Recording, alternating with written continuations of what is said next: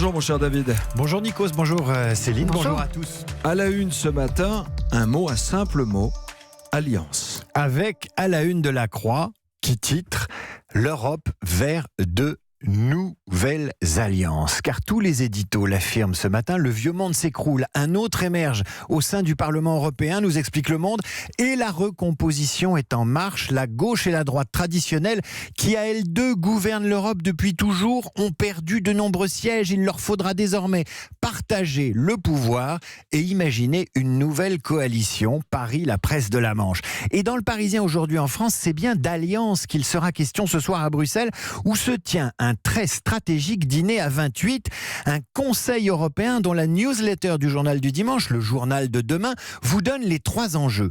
1. Trouver le successeur du président de la Commission, Jean-Claude Juncker.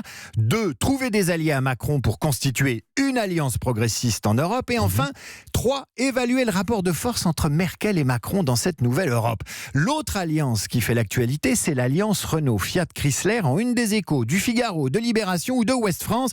Et figurez-vous que ce mariage de la Twingo et de la Fiat 500, eh bien, il va vous faire regarder l'Europe autrement. Un mariage en tous les cas validé par les autorités françaises et italiennes. Et c'est ça qui est intéressant. Un projet que les gouvernements français et italiens ont accepté, explique ce matin le Figaro. Vendredi, Bruno Le Maire a été mis au courant du projet de fusion. Et il approuve, au nom des ambitions industrielles de l'Europe, que l'État français divise par 2 sa participation dans le capital de Renault. Du côté du gouvernement italien, poursuit le Figaro, Matteo Salvini, vice-président du Conseil italien, homme fort du populisme européen, président de la Ligue, se fait lyrique, j'ouvre les guillemets.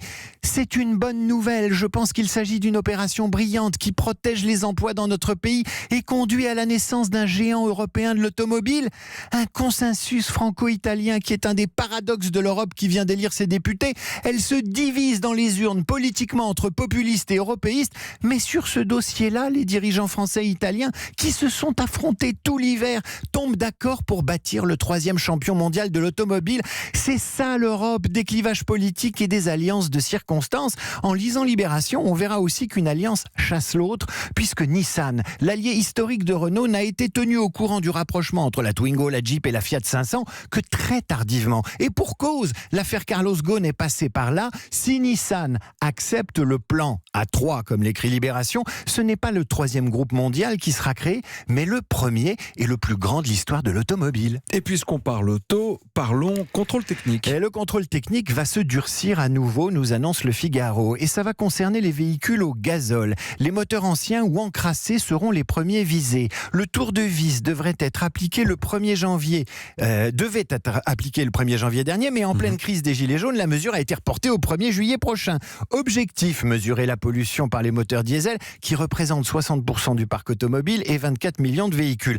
L'enjeu, c'est évidemment la planète, mais avant la planète, la justification du contrôle technique, c'était la sécurité. Autant dire que le contrôle technique, dont les prix se sont envolés depuis 1 an, car il s'est mis en conformité avec une directive européenne qui augmente le nombre de points de contrôle, eh bien ce contrôle technique, c'est devenu un sujet politique, comme le rappelait Le Monde le 20 mai dernier, politique car l'augmentation de son tarif est une des causes de la colère des Gilets jaunes. Autrement dit, on attend du contrôle technique qu'il ne soit pas cher, qu'il apporte de la sécurité et qu'il serve l'écologie. Autant dire qu'on attend du contrôle technique de la voiture ce qu'on attend de l'Europe. Qu'elle nous protège, qu'elle soit plus verte et qu'elle ne nous coûte pas trop cher.